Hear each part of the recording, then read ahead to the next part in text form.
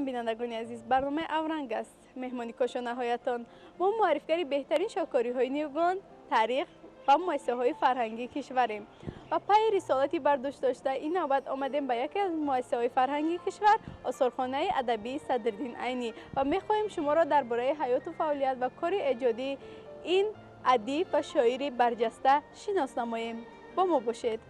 صدرالدین عینی در این حولی سالهای آخری حیات خود را از سال 1951 تا سال 1954 سپری نموده است. از سال 1963 همچون آثارخانه فعالیت داشته باشد همچون آثارخانه ادبی رسما سال 1978 بخشیده به 100 سالگی استاد صدرالدین عینی در خود را برای تماشابینان و اشتیاقمندان آثار بی‌زوال این شخصیت ناتکرار باز نموده است.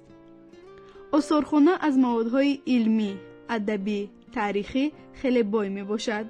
موافق به مرحله های حیات و ایجادیات استاد، تالارهای آثارخانه خیلی خوب و زمانوی تجهیزانیده شده است. ضمناً نگاره های خیلی نادر هم حفظ می شود. با عرض سلام، من مهمانان خود را از همین در اومدگاه استقبال میگیرم. صدریدین سید مرادزاده عینی یک شخصیتی هستند که در تمام پهلوهای حیات اجتماعی و معنوی و فرهنگی نقش نمایانی گذاشتگی هستند. این شخصیت در بخارا تولد شدگی هستند، زاده بخارا هستند و قسمی اولی حیات استاد در بخارا سپری گردیده است. اکنون با همون وضع ناسالمی همون زمانه، همون انقلاب اکتبر و همون سبب های گوناگون بودن که استاد ترک وطن کردن و وطن دوم اختیار کردن سمرقند را و زیاده از 31 سال در سمرقند حیات را سپری کردگی هستند. خیلی حیات خوبی داشتن در سمرقند. بهترین و خوبترین و پرمحصولترین حیات استاد در سمرقند سپری گردیده است. گشوده شوی اکادمی فن ها سبب شده استاد دعوت کردن به استالین آباد. من همین حولی که من شما تشریف فرمودید و میخواهید که با حیات و آثار استاد آشنایی پیدا کنید، استاد صدرالدین عینی 3 سالی آخری حیات خود را سپری کردگی هستند. از سال 1951 تا 54 یعنی تا دمی آخری حیاتشان استاد وقتی که بیمار بودن و در همین جا بستری شدن و وفات کردن و در همین دوشنبه شهر دفن کرده شدن و بعداً وقتی که استاد وفات کردن حکومت ضرور دانست که این حولی رو که در کوچه حمزه حکیمزاده حولی رقم 1 واقع گردیده است همچون یک نشانی از استاد، یک مؤسسه دولتی فرهنگی آثارخانه ادبی استاد صدرالدین عینی از سال 1963 این جانب فعالیت دارد، لیکن رسما به خاطر گرامی داشتی خاطر استاد زندانم استاد صدرالدین عینی سال 1978 که 100 سالگی استاد را جشن گرفتن با قرار یونسکو و این منزل همچون رسما افتتاح یافتگی و از همان وقت تا حاضر من بینید که اینقدر یک مهمانان دور و نزدیک را استقبال میگیرند. از همینجا آثارخانه ادبی استاد عینی آغاز می‌یابد. اینجا کدام قسمتی خانه استاد بودن؟ وقتی که عینی در این منزل زندگی میکردن همینجا یک دری چوبین بودگی و از همین در و برا میکردن، لیکن خوب باید ما بعضی تغییرات ها میداریم، ایلوگی ها میداریم. موقتا یک نمایشگاه صورتمون همینجا واقع کردگی هستیم.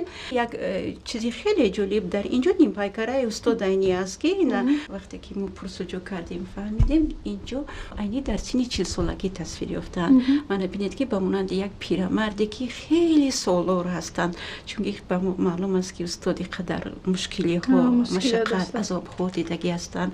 خب همه این رو ما به خوبی به مهمونان خود میفهمونیم و در درآمدگاه غیر از اونی که ما گفتیم که موقتا یک نمایشگاه صورت رو گذاشته باشیم، هم باز اینجا در پارچه های شعری استاد است. شما خیلی خوب میدونید که استاد در نظم خیلی کم نوشتگی هستند و همون خطی نیاگم خطی اون کس نوشتگی هستند و این ترجمه به زبانهای روسی و مناتویچکی با خطی نیاگم آرایش داده شدگی است. خب باز با کجا میرویم؟ خب همینطور ما تالارها داریم. تالار یکم میگذاریم صحبت میکنیم. در آثارخانه نگاره‌های خیلی نادر محفوظند. از جمله آنها میز و کرسی، چاینک و پیاله، ساعت دستی، سر و لباس، пойафзол, асои дастӣ, мизи кандакорӣ, қаламдон, яктаву тоқӣ, сандуқ, ҷузвдон ва амсоли инҳо.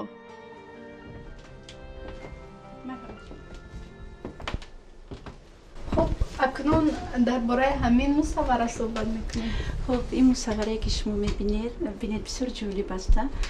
расоми олмон рехт тасвир кардааст соли 1974 ва ин тасвири худро тӯҳфа кардааст ба осорхона ва бинед ки ин қадар ҷолиб табиӣ тасвир ёфтаанд ки гӯё ки як намояндаи халқи худамон устодро тасвир карда бошанд.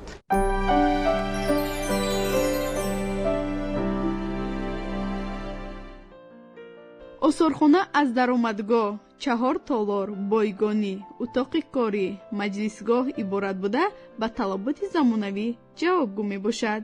Устод Айнӣ як муаррихи варзида ҳастанд. ин қадар дар китобҳошон тамоми манам баъзан ба ҷавонон тавсия медиҳам ки шумо таърих хондан каме мушкилӣ мекашед. шумо аз сарои устода хонед тамоми ҳамин ҳодиса воқеаҳои ҳамон замон бохабар мешед.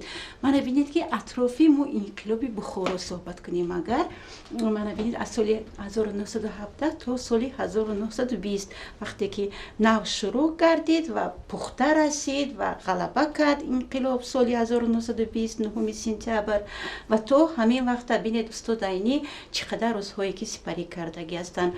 мо акнун дар бораи он гап задем ки мана вақте ки бачаи хурдсол буданд дар деҳаи соктарӣ баъдан баркамол шуданд, наврас шуданд, ба шаҳри Бухоро барои таҳсил кардан омаданд. зиёда аз 5 мадраса хатм карданд.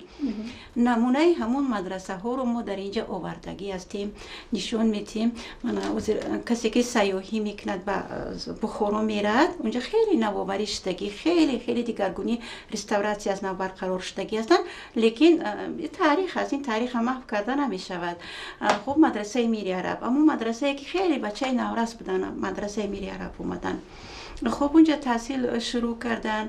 баъдан ба мадрасаи ҳоҷи Зоҳид, Олимҷон, Бектош, Кукалтош ва як бисёр як чизи ҷолиб аст дар инҷа, ҳамон ҳуҷраи тирезаи мадрасаи Кукалтош. вақте ки тирезаро шикастанд, ҳамон ҳодисаҳои инқилоби Бухоро дар назар дорад устод Айнӣ ки вақте ки митингҳо ташкил карда мешуд, устод мегӯяд ки дар ин митинг ман иштирок надоштам, лекин аз сабаби оне ки дар рӯи хати сиёҳи амир будам, хоҳу нохоҳ ба ягон ҷурм мана гунаҳгор карда, ҳатман ба ман ягон ҷавобгарӣ да гардани ман бор мекунанд. гуфта ман дар ин митинг иштирок надоштам. дар ҳуҷраи худ дар ҳамон тирезаи мадрасаи Кукалтош даро баста нишаста будам ки аз тиреза ворид шуданд. аз тирезаро шикаста ворид шуданд, маро кашолакунон ба Регистон, мана сурати Регистона бинед, арки Бухоро. унҷа намоиш ташкил карда мешуд. намоиш пешакӣ эълон мекарданд ки имрӯз фалон кас ба 75 бо ҷурми амихи гуноҳ ба 75 маротиб задан лозим донистем гуфта оғоз эълон мекарданд. ва вақте ки ҷамъ мешуд, касе дахолат карда наметавонист, чунки чунин як дараҷаи ҷазодиҳӣ буд ки 75 маротиб бо як химчаки майданӣ, як арғамчини калони хордор буду тахтачӯбҳо ба шикам хобонда 75 маротиба ҳамон шахсоне ки амин вазифаро адо мекарданд, яъне ки мирғазаб буданд, ино одамони амир буданд, як ду гӯён мезаданд. бинед ки як шахсияте ки ин қадар дили қавӣ доштанд, ин қадар зиндагиро дӯст медоштанд, ин қадар шояд ҳамин чиз бошад ки як шавқу шӯри ҷавонӣ ки устод дар гуфтаҳошон ҷа навистаҷотҳо ҳаст ки вақте ки маро мезаданд, хун як тараф мепарид, гӯшт як тараф мепарид аз бадани ман. гоҳ ба ҳуш меомадам, гоҳ аз ҳуш мерафтам. фақат охирон ҳамон лаҳзае ки маро гирифтану бурданд ба маҳбас партофтан, ҳамон вақт каме ҳушёр шудам. ҳамин хел 3 рӯз дар ҳамон маҳбас монданд ҳамроҳи дӯсти наздикашон Мирзо Назрулло. амон таъсири инқилобшиёни рус ба Бухоро ворид шуданд ва Айнӣ ки аллакай як ҳамчун шоир машҳур буд ва медонистанд ки Айнӣ дар зиндон аст, мебиёянд дари маҳбасро обхонаро мекушоянд, устодро халос озод мекунанд. و میبیورم به بیمارخانه کوگون. بخورای نو را کوگون میگفتن. خب در آنجا استاد را 25 مرتبه جراحی میگذراند.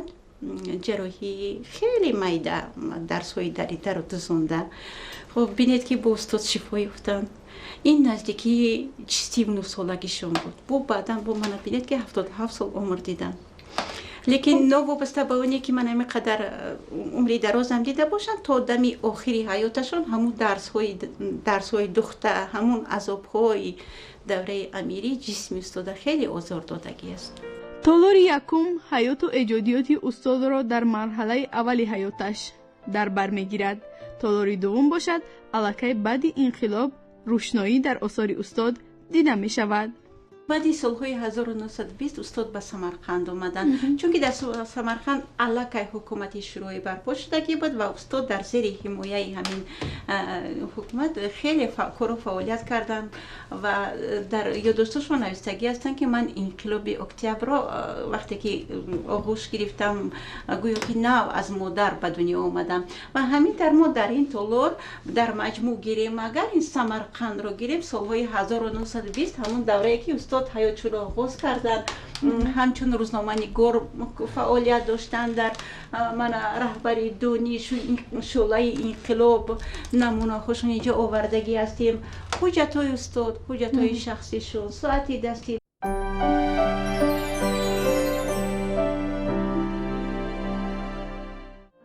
در طلور سوم موادهای خیلی جالبی دوره شوروی مربوط به روزگار صدرالدین عینی خیلی خوب جابجا گذاری شده اند. سال 1951 در حیات فرهنگی منمی خلق تاجیک یک رویداد بهترین رویدادی که در همین جمع سهم استاد عینی خیلی کلان است.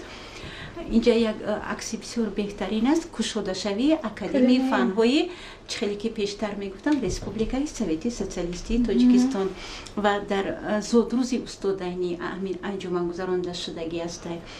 و وقتی که این انجمن گذرانده شد و استاد عینی همچون نخستین پرزیدنت اکادمی فن‌ها از سال 1951 تا 54 کار و فعالیت کردگی هستند و همین میز کرسی که شما دیده استادید، من در همین کرسی استاد عزیز نشسته کار کردگی هستند.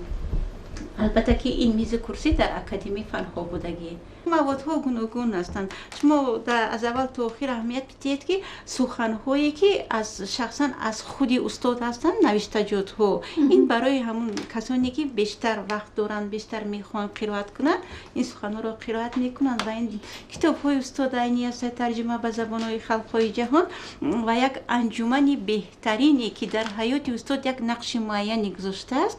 این انجمنی اکو سیزد میگفتن یکمی نویسندگان در شهر مسکو. انا بینید که در همون سالها استاد عینی از طرف نماینده، از طرف ادیبان تاجیک در همین انجمن شرکت ورزیده، با نطق برآمد کرده. من بینید که خلق تاجیک رو معرفی کردن و عوض این با این قدر شناسان، دوستان، رفیقان از نمونه ادبیات های دیگر شناسایی پیدا کردن و در اثرهای استادم یک روحیه دیگر علاقه دیده می شود. خب اهمیت داده باشد اگر این طلور پر از مواد است، هم از هر یک این با خود یک جهان معنی گرفتن ممکن است و من بینید در این طلور خاتمه اگر تیم جنبش کرده گیریم در مجموع باری نخست بعد دوشنبه شهر بستری نوبود اومدن استاد عینی در وکزل راه آهن با یک شکوه، با یک مهر و محبت زیاد استاد پیشواز گرفته قبول کردگی هستند و بینید که جزدان همیون استاد حتی در اینجا در اون ویترین موندگی هستیم برای نمایش. خب کتابای استاد است، منم آرایشاتی روی میزی، منم اون چیزی که استاد با همین آرایشاتا کار میکردن گیرید. من بینید کلندری سالی 1953 54 که استاد به کلندر، به ساعت، به وقت هیچ وقت کاری خودشون تصور کردن نمیتونستن. فکر میکنم که بینندگان ما از این قسمت بسیار چیزها رو برخورد کردن به خود. خب اکنون معلم با کجا میرویم؟ با طلور سیوم میرویم. مرحمت. در مجلسگاه محفل‌های علمی ادبی پیوسته گذرانیده شده، مهمانان داخلی و خارجی با حیات و آثار استاد باز هم بهتر و خوبتر شناسایی پیدا میکنند. اینجا تالار سیوم با فکر من؟ بله تالار خب سیوم. اینجا کدام قسمتی آثارخانه محسوب می‌یابد؟ قسمتی اینجا موادهای گذاشته شدگی هستند که شخصا خودشون استفاده بردگی هستند. مرحمت انا نگاه کنیم اگر سر و لباس و پای افزال و میز و کرسی ماشینکای چوبی همه اینو خودشون استفاده بردگی هستند. بیشتر از من میپرسن که استاد عینی با ماشینکای چوب میکردن؟ نه، با ماشینکای چوب نمیکردن، اون کس دستی ایجاد میکردن، دستی مینویسن، خطی نیاگون خطی، همه دست خطا محفوظ است، نگاه داشته میشد. خب از سبب اینه که سالهای اخیر خیلی بیمار بودن، خسته بودن، رنجور بودن، این خیلی ماشینکای چوبی نه هر کس داشت. این از طرف حکومت توفیق شدگی با استاد عینی کتیبه شخصی داشتن، خانمشون کمک میکردن یا که فرزنداشون با این ماشینکا کار میکردن. بعضی موادهایی که تعجیلا چوب کردن در کار بود با کریلی برگردونیده چوب میکردن، چون که استاد عینی با خط نیاگون مینویسن. از این اساس دو تا هست، یکی در شهر سمرقند در خانه موزه استاد عینی محفوظ است، یکی دیگه در نام آثارخانه ما. و در همین قسم شما اهمیت دید که بهترین سخنهای شخصیت‌های معروف جهان چه خیلی در وصف استاد بهترین سخنها را اهدا کردگی هستند. همه این نشونه همون خدمت ارزنده استاد است که اعتراف کردگی هستند و هر یک سخنی بینید این شخصیت های خیلی معروف هم که من از سید نفیسی سر کرده تو من این ایرژی بیچکه و همین خیلی بسیار هستن و بعضی توفه هم در همین تالار محفوظ نگاه داشته می شود. گیریم همین با اصطلاح من همین رسومان گیریم کندل نام دارد. کندل که این دقت همین بسیار مهمانای ما را جلب میکنند. وقتی آثارخانه تاسیس یافتگی شده سال 1978 میرزا رحمت علیموف رسومی خیلی شناخته آثارخانه را توفیق کردگی است. و بعدا من همون صندوقی که داخلش اشیاهای شخصی استاد حفظ نگاه کرده می شود و قسما همون نمونه های سر و لباس ما در اینجا گذاشتگیم. سال 1978 این 100 سالگی استاد عینیه با قرار یونسکو بسیاری جشن باشکوه گذرانده شد و از تمام دور و نزدیک مهمانا اومدگی بودن و همین عکس رو شما نگاه کنید. سال 1978 در نزد مرکز سودای صدبر شده شوی مجسمه استاد. از همون سال 1978 تا این جانب شما اهمیت دید که همون مجسمه استاد مهمانان وقتی که میبینن حتما زیارت میکنن. بیا زیب شهر ما هستن همین. خب استاد از همون دوره تا انقلاب بخارا سر کرده مکتب ها تاسیس میدادن و من بینید که مکتبی که تحصیلات عمومی میونه رقم 10 که در پهلوی آثارخانه هست روزی شده شوی همین مکتب من بینید که بله با خوانندگان و از همون وقت حاضر همین مکتب نامی استاد دارو میباشد. بینید که عکس استاد اینقدر خیلی جالبه خیلی طبیعی برآمدگی است. قالین بافونی قیراقم توفیق کردگی هستند با استاد عینی وقتی که استاد زنده بودن. یک سال پیش از وفاتشان سال 1953 توفیق کردگی هستند و همینطور اینجا همون آرامگاه استاد هنگام زیارت مهمانان تصویر یافتگی است. فکر میکنم درباره این قسمت بینندگان ما آگاهی پیدا کردن. اکنون به کجا میرویم؟ تالاری چرا؟ مرحمت.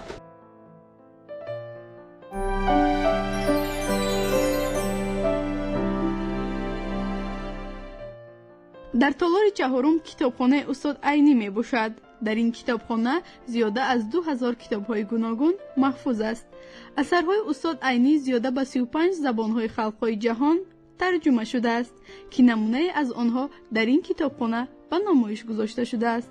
در این تالار همچنین اثرهای عالمان محققان آثار بی‌زوال استاد صدریدین عینی جمع آوری شده اند. من پیشتر گفته گذاشتم که در اینجا در حقیقت استاد عینی زندگی کردگی هستند، لیکن وقتی که وفات کردن کمی دیگرگونی ها در آورده شده است، کمی زمانوی کرده شده است. به همین خاطر من این تالار کتابخانه نام دارد. اثرهای استاد ترجمه به زبان‌های خلق‌های جهان زیاده به 35 زبان‌های خلق‌های جهان ترجمه شده است و ترجمه شده ایستاده است. ببینید که استاد عینی افاده‌گر معرفی‌گر خلق تاجیک در تمام جهان است که خلق تاجیک را آشنایی کردگی هستند به دیگر ملت ها. خب اثرهای علمی من بینید تمامی پهلوهای آثار استاد تحلیل و تدقیق شده است از جانب عالمان. من بینید تا خردترین مقاله ها اطراف عینی جمع آوری شده است. خب محققان آثار استاد عینی گیریم از خدانظر شادروان خدانظر اساس‌زاده دیگر عینی شناسان محصول کاری آنها در اینجا جمع آوری کرده شده است. اینجا صورت‌های خیلی جالب است پیوندون استاد عینی و اون شخصیت‌هایی که برای من خلق ملت ما قدر خدمت‌های ارزنده کردگی هستند. شما رو میخوام آشنایی کنم با آنها. شادروان کمال‌الدین عینی هستند، پسر یگانه استاد عینی. نبره هاشون بله، اهل بیتشون. واسه در همین دوشنبه شهر ما نبرگانی استاد زندگی میکنه و در همین ساحه علم کار و فعالیت دارند. خب چیزی جالب دیگر من می عکس کندکاری، عکس استاد در چوب است که این هنری یک کندکاری خیلی مشهوری تاجیک سراجدین نوردینوف می باشد که همین طالار خیلی زینت میبخشد. و همینطور ما در همین اصولخانه داریم بایگانی، داریم اتاق کاری، داریم مجلس گاه داریم که ما چوربینی همونه میگذرانیم و خدا خواهد من سالی در پیش استاده 2018 140 سالگی استاده قصد داریم که جشن گیریم. معلم با شما تشکر زیاد. اگر شما میخواهید درباره حیات، فعالیت و کار ایجادی استاد صدرالدین عینی معلومات پیدا کنید، میتوانید در روزهای استراحت و وقتهای خالگی خود با اهل و پیوندان خود و دوستان نزدیکان آمده از آثارخانه ادبی صدرالدین عینی دیدن نمایید. برنامه اورنگ بود. مهمانی کاشانه‌هایتان تا دیدار نوبتی خیر.